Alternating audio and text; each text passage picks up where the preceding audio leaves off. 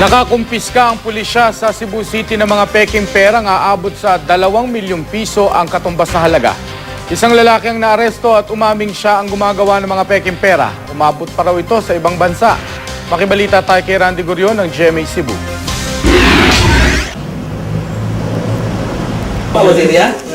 Mga peking 1,000 peso bills na may katumbas na halagang aabot sa 2 million pesos at mga peking dolyar. Ito ang mga nakuha ng Cebu City Police sa isinagawa nilang raid sa isang bahay sa lungsod kahapon. Ikinasa ang operasyon matapos makatanggap ng sumbong tungkol sa lalaking gumagawa ng peking pera. Dinatnan sa bahay ang target na si Richard Oy. Nakuha rin sa bahay ang ilang peking driver's license, mga computer at printer na pinaniwala ang gamit sa paggawa ng peking pera. Inamin naman ng suspect na gumagawa siya ng peking bills para maibenta. Mubuhat lang ko anak na order niya. Ang trabaho anak off and on, dili gyud ingon nga pirmi.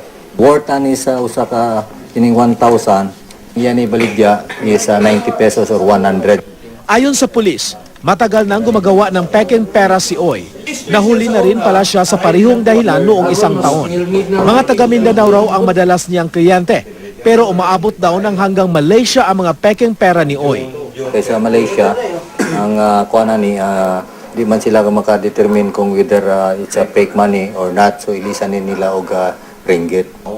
Inamin din ng suspect na umaabot nga sa ibang bansa ang mga ginagawa niyang peking pera, pero hindi raw mga politiko ang kanyang mga kliyente. Kaya hindi raw nagamit sa nagdaang eleksyon ang fake bills.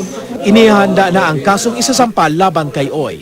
Randy Gurion, Nagbabalita, Pilipinas.